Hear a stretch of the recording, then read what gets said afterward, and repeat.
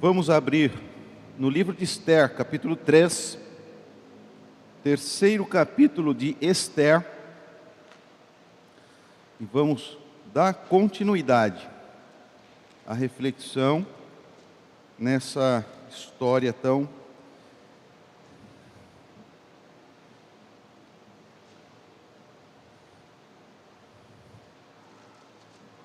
bonita. Esther capítulo 3. Em Esther capítulo 1 e 2, nós vimos a saída da rainha Vasti, a entrada da rainha Esther.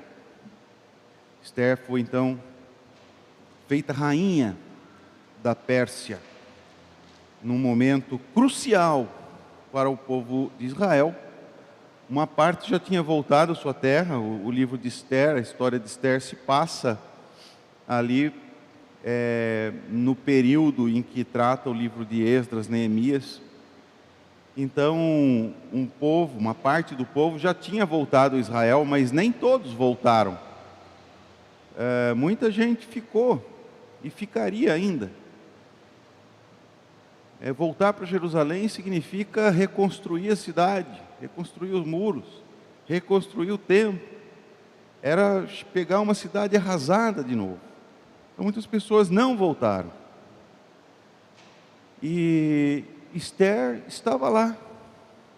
Isso também foi providência de Deus, porque havia necessidade de proteger o povo de Deus em todos os cantos do império.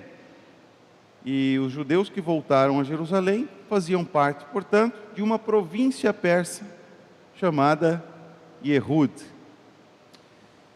Então, os decretos que o rei fazia serviam para 127 províncias, da Índia até a Etiópia. E isso incluía a pequena província de Yehud, onde ficava Jerusalém, onde ficava o templo.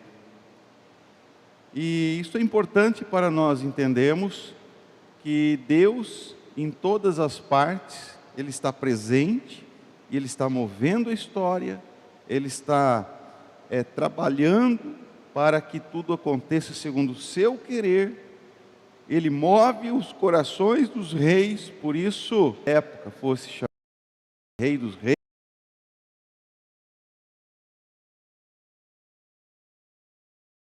porque havia muitos reis que ele tinha conquistado.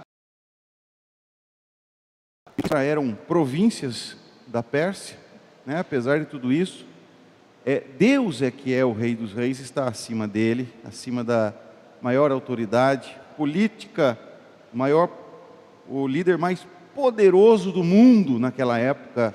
Deus estava acima dele e movia a história, e o coração dele se endurecia, e por isso ele tirou Vasti da coroa, tirou a coroa de Vasti, e Deus é que move os corações, e por isso ele também faz com que Esther entre no palácio e seja rainha, para que a seu tempo tudo seja conduzido conforme o seu querer. Vejamos o capítulo 3 de Esther. Mas antes de ler o capítulo 3, eu quero ler um pedacinho do 2 que faltou. O 2, versículo 21. Nós vamos ler 21, 22 e 23, antes de chegar no capítulo 3. 3 versículos antes. Naqueles dias, estando Mordecai sentado à porta do rei, 2 eunucos do rei, dos guardas da porta, Bigtã e Teres, sobremodo se indignaram e tramaram atentar contra o rei Assuero. Veio isso ao conhecimento de Mordecai, que o revelou à rainha Esther, e Esther o disse ao rei em nome de Mordecai. Investigou-se o caso, e era fato, e ambos foram pendurados numa forca. Isso foi escrito no livro das crônicas perante o rei. Os grandes feitos eram registrados nas crônicas.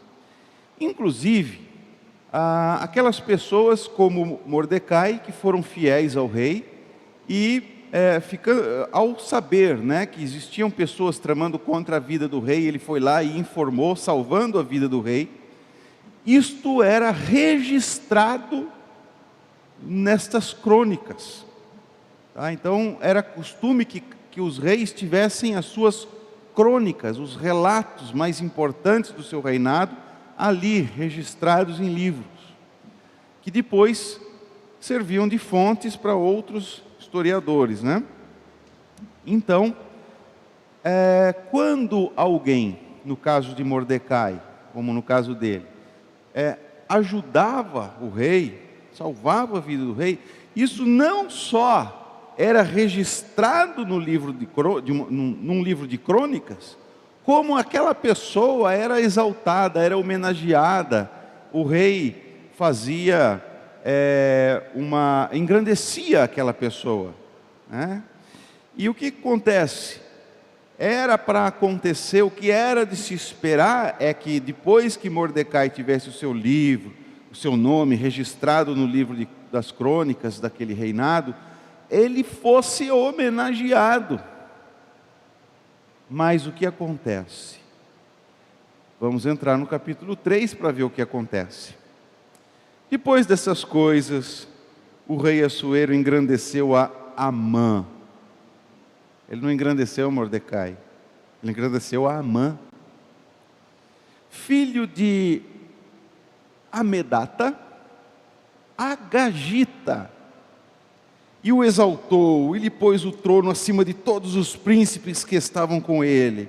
Todos os servos do rei que estavam à porta do rei se inclinavam e se prostravam perante Amã, porque assim tinha ordenado o rei a respeito dele. Mordecai, porém, não se inclinava, nem se prostrava. Parando aqui um pouquinho, vamos refletir. Era para o rei homenagear, honrar Mordecai. Foi Mordecai que o salvou. Mas, em vez de Mordecai ser honrado, que nós vemos aqui, o rei Assuero querendo engrandecer Amã. Quem era Amã? Um agagita. O que era um agagita? Um agagita era um descendente de Agag, do povo de Amaleque. Como nós lemos em Números, como nós lemos em Samuel, em Êxodo, né? Lemos em Êxodo e lemos em Samuel. Há tempos, muito tempo, quando Israel estava no deserto, Amaleque veio contra Israel e Deus falou: eu vou acabar com esse povo. Muito tempo depois que Moisés morreu, depois que Josué conduziu o povo para entrar na terra, depois da época dos juízes, findando a época dos juízes, entra o rei Saul, primeiro rei, e era para Saul acabar com Amaleque, matar a todos. Mas o que ele faz? Ele preserva um. Ele preserva um. Que era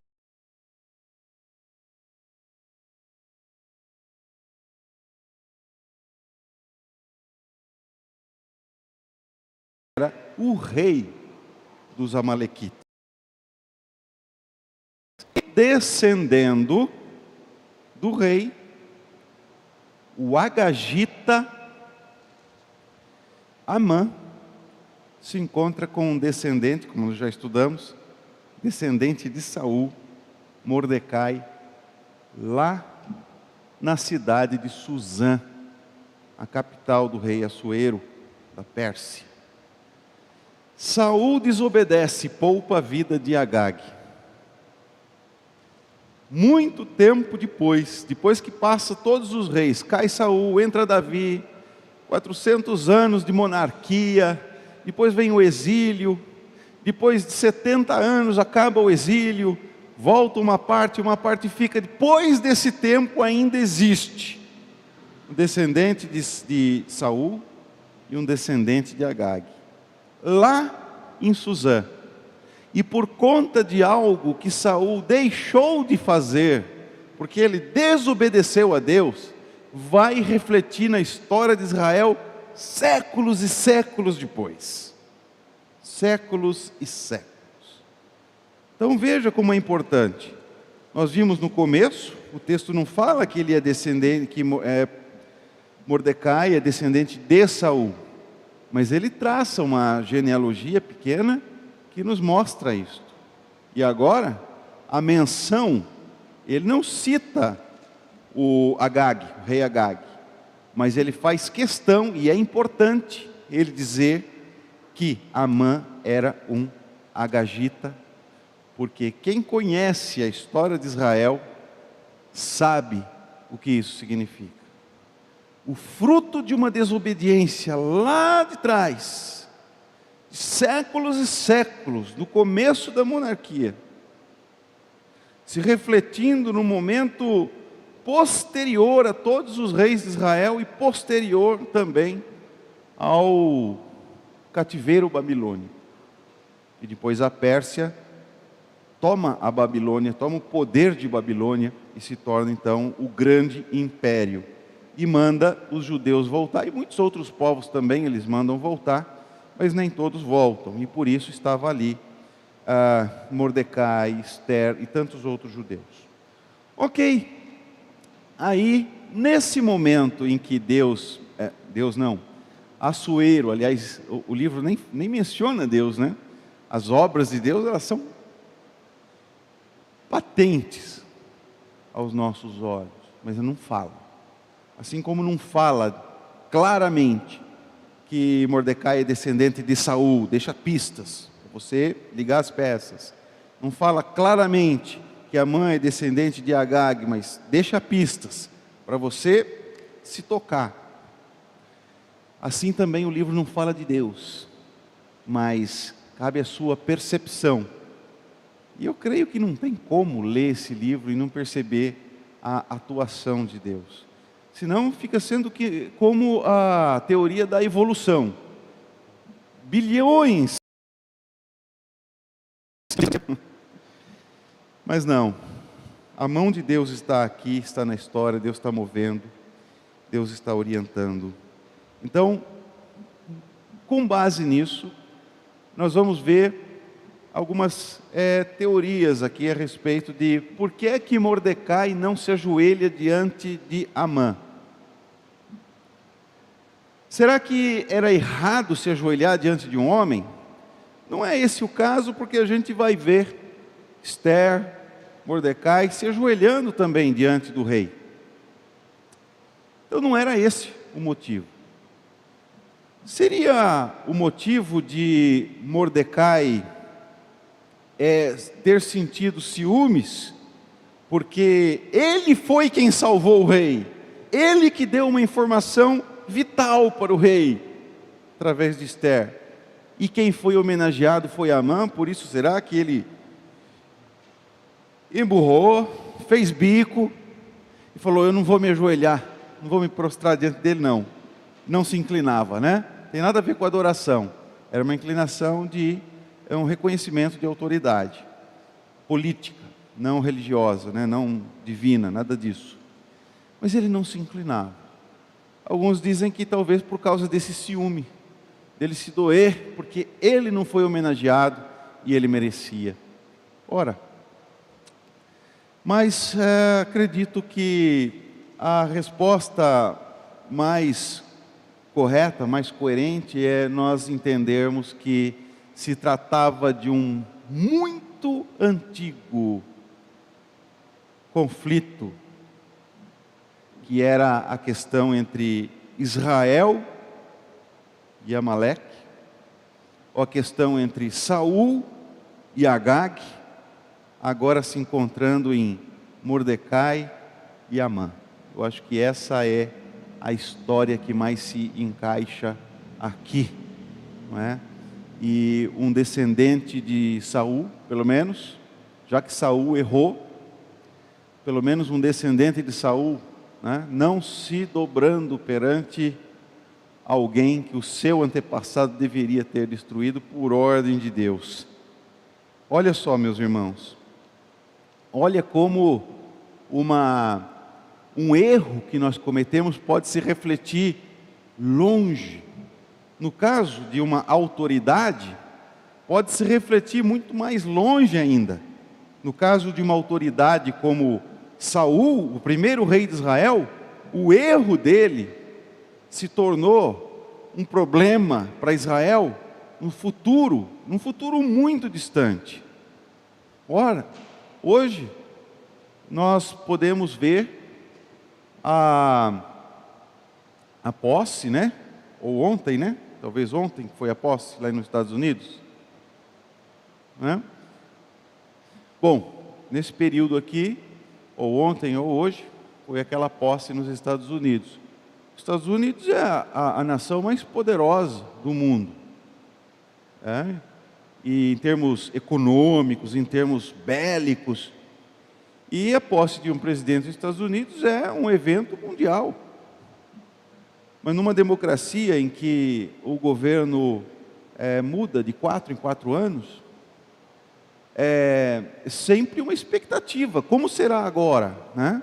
Então, os presidentes, o que fazem os presidentes de um país, pode se refletir por muito tempo, Aquilo que é feito por um presidente, ou por uma presidente, no Brasil, pode se refletir por muito tempo, você pode colher frutos disso por muito tempo. Então é muito sério. No caso, Deus deu o poder o rei Assuero, ou como quem queira chamá-lo de Xerxes, é o mesmo. E Deus é que coloca rei, Deus é quem tira rei. No entanto, aqui Deus colocou Assuero, e hoje, no nosso país e em muitos outros países, Deus deu o poder para o povo. É muito importante que o povo saiba a quem escolher, porque as decisões que nós tomamos hoje podem se refletir por muito tempo. Se a decisão for errada, se hoje nós colocamos pessoas contrárias à família, que pessoas contrárias a defender a vida que ainda não nasceu, pessoas contrárias a tantas coisas que por muito tempo foi influência cristã na sociedade. Hoje que nós vivemos uma era que na Europa, que passa a ser pós-cristão, Estados Unidos que está no processo, e provavelmente aqui seja o próximo passo, se a igreja não fizer nada, se a igreja não orar, se a igreja não clamar, se a igreja não agir.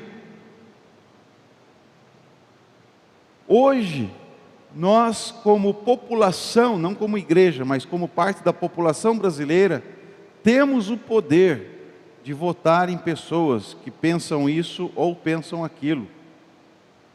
E o que nós decidimos hoje, o que nós decidimos daqui 2 anos, vai se refletir por muito tempo. Por muito tempo.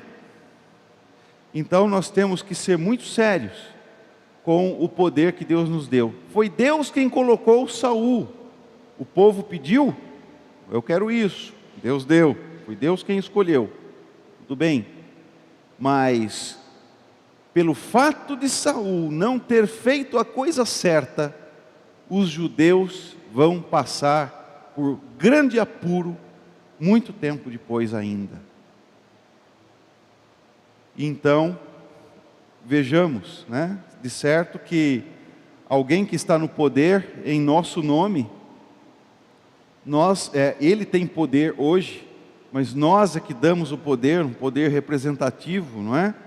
Nós é que escolhemos segundo o que aqueles candidatos prometem, ou segundo os candidatos pensam. É impossível escolher alguém que seja perfeito, mas nós precisamos sim escolher entre aqueles que têm uma causa pela moralidade, uma causa pelos princípios que são de Deus, isso tudo vai se refletir na nossa comunidade, né? Isso vai se refletir na vida de nossos filhos, de netos, de bisnetos, como também aconteceu pela obra de desobediência a Deus de um primeiro monarca de Israel. Refletimos um pouco aqui, vamos continuar a leitura a partir do versículo 3. Então os servos do rei, que estavam à porta do rei, disseram a Mordecai: por que transgrides as ordens do rei? Então aqui você vê que vai se formando uma tensão. Ele não se prostra, agora os servos do rei perguntam. Sucedeu, pois, que dizendo-lhe eles isto dia após dia e não lhes dando ele ouvidos, quer dizer, todos os dias algum servo do rei perguntava para Mordecai: por que você não se prostra? Foi ordem do rei. E Mordecai não fazia. E o fizeram saber a Amã.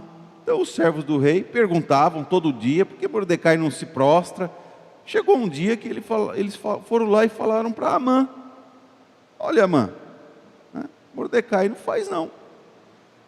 Para ver se as palavras de Mordecai se mantinham de pé, porque ele lhes tinha declarado que era judeu. Então veja, Mordecai achou por bem que Esther não deveria falar que era judia quando fosse ali naquele concurso de beleza. Mas Mordecai achou que não tinha importância e ele acabou falando que era judeu. Muito bem.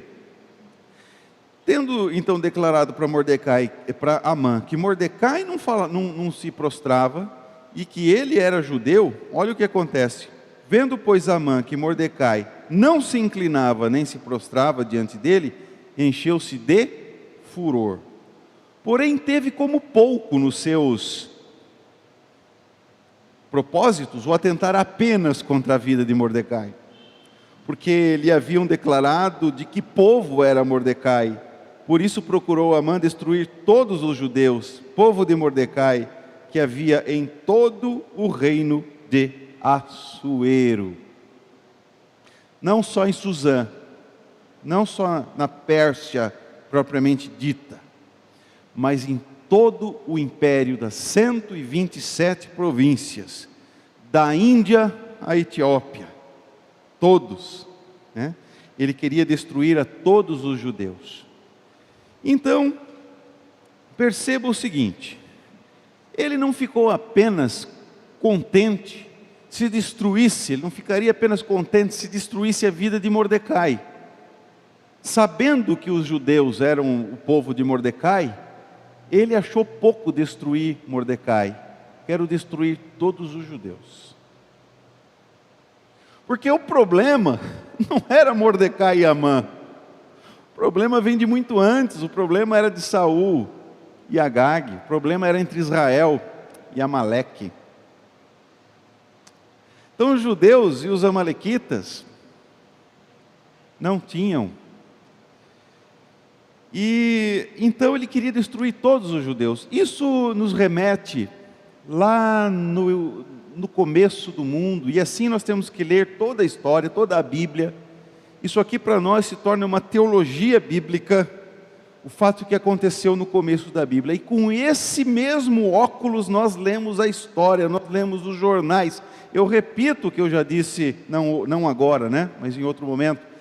Nós temos que ler, não é a Bíblia segundo a sociedade, não é a Bíblia segundo a cultura. Nós temos que ler a cultura teologicamente, nós temos que ler a sociedade teologicamente, nós temos que ler os jornais teologicamente. Porque o mundo está nas mãos de Deus.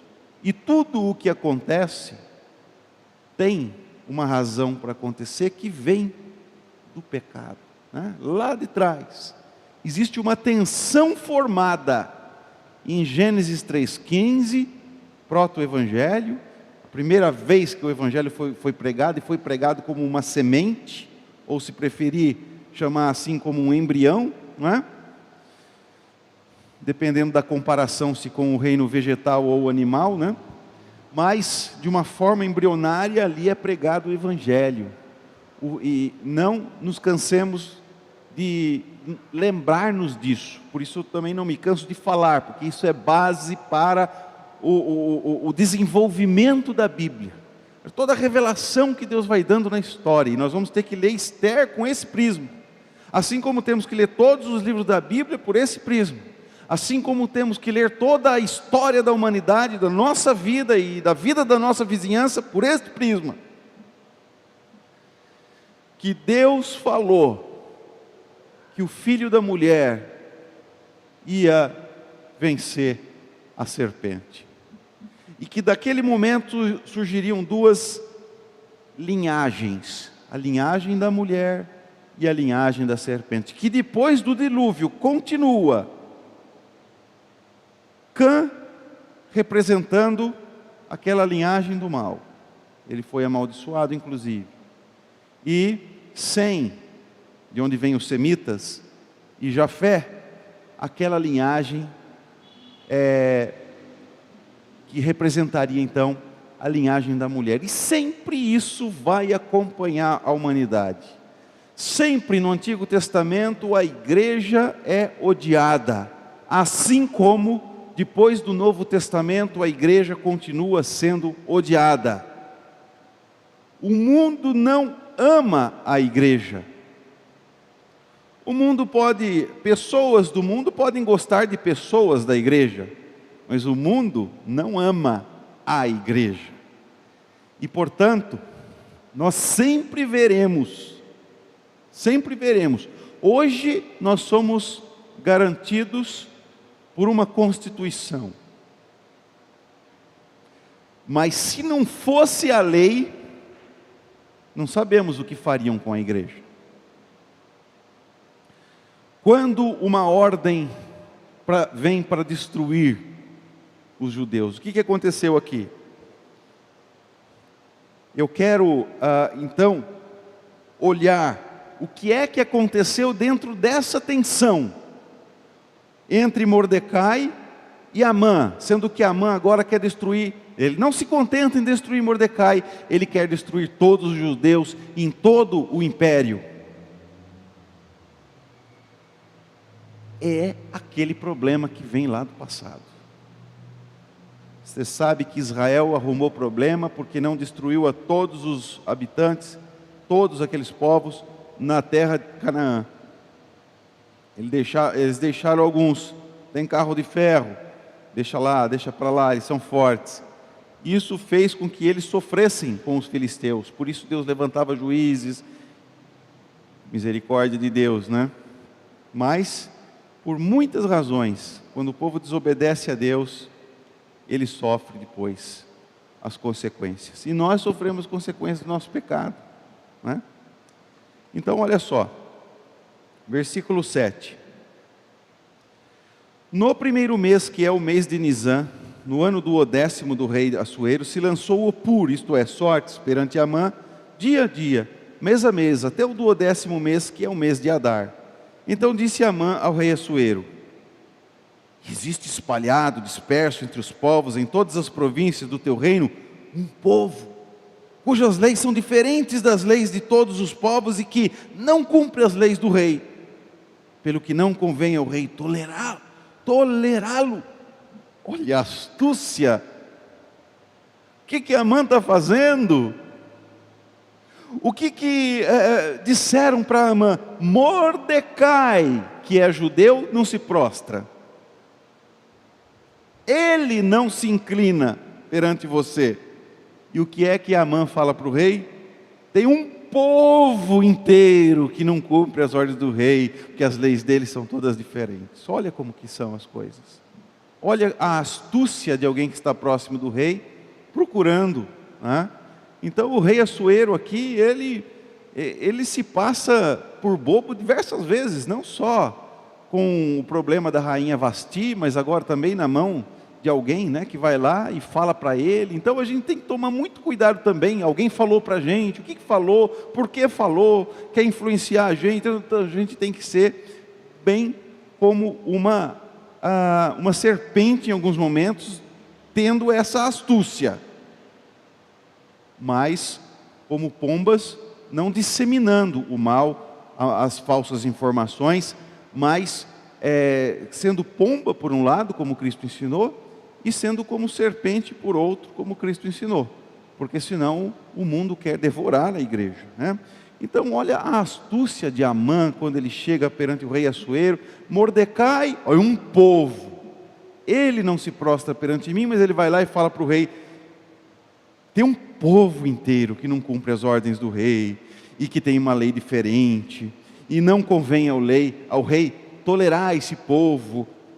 Se bem parecer ao rei, continua Amã falando, decrete-se que sejam mortos, e nas próprias mãos dos que executarem a obra, eu pesarei 10.000 talentos de prata, para que entrem nos tesouros do rei.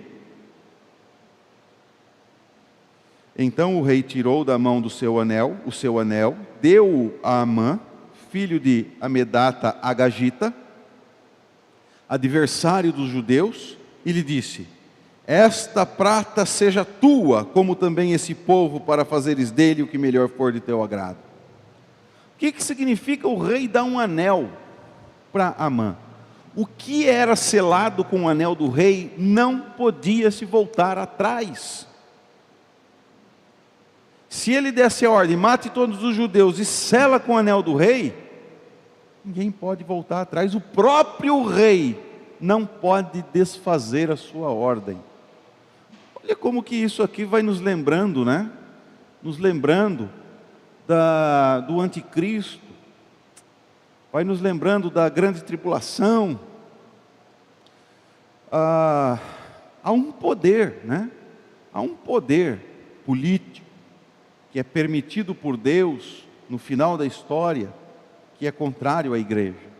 A igreja não passa por isso apenas no passado, em alguns países. A igreja passará universalmente por isso.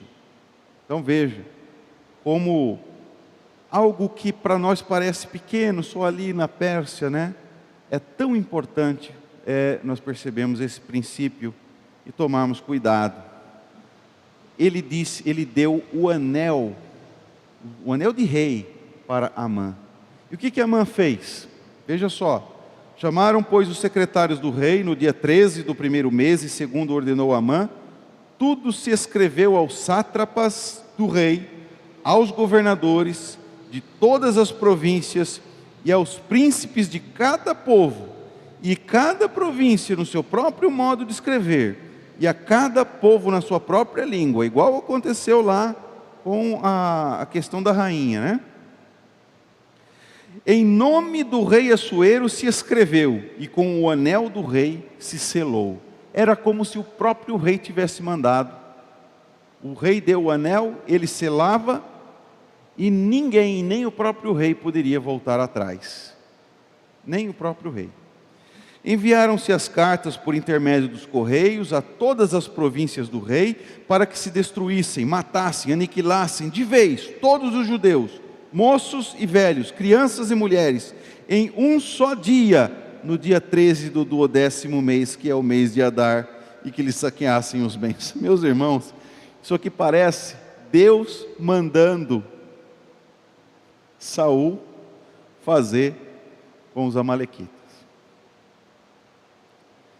Agora são amalequitas mandando fazer com os judeus. Desobediência onde chegou. Tais cartas encerravam o traslado do decreto para que se proclamasse a lei em cada província. Esse traslado foi enviado a todos os povos para que se preparassem para aquele dia. Os correios, pois, impelidos pela ordem do rei, partiram incontinente, e a lei se proclamou na cidadela de Suzã. O rei e Amã se assentaram a beber, mas a cidade de Suzã estava perplexa.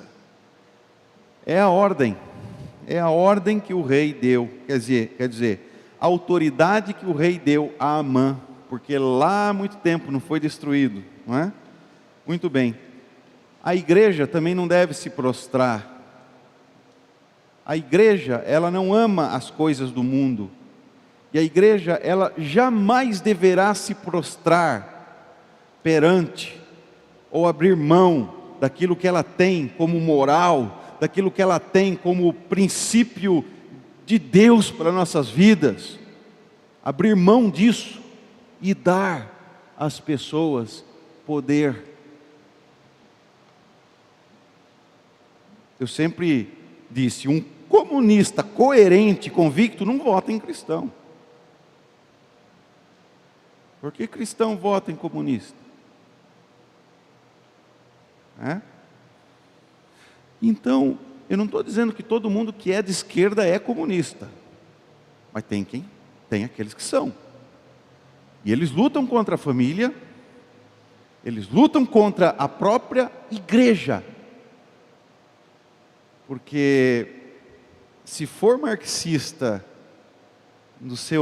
se for marxista a fundo, marxista mesmo, ele é contra a religião. Então veja, irmãos, que o que nós fazemos hoje, onde pode chegar, não é? Aquilo que Israel deveria ter feito com Amaleque, agora é Amaleque que está fazendo contra Israel. Nós temos que estar sempre prontos, porque um dia o próprio Deus dará porque Ele disse, isso faz parte dos planos de Deus, que alguém completamente anticristão e também anticristo tenha poder sobre o mundo para perseguir a igreja. E onde é que nós estamos? Como é que está o nosso coração? Nós não podemos jamais nos dobrar diante daquele que representa o mal, Satanás. Jamais. Nós estaríamos prontos a dar nossa própria vida, correr o risco de nossa própria vida? É uma maneira de pensarmos se realmente somos cristãos de verdade. Começar a refletir em nossa vida o que é que nos faz cristãos e por que é que nós somos cristãos. Será que porque gostamos de uma sociedade que se reúne, que canta músicas que nós gostamos e nós queremos ser aceitos nesse grupo? Ou será que é porque amamos Jesus com a nossa própria vida? Então, são estas as reflexões que eu queria, além de explicar a história do capítulo 3, deixar para os irmãos esta noite. Que Deus nos auxilie, dando sempre a nós força e firmeza na fé em Cristo.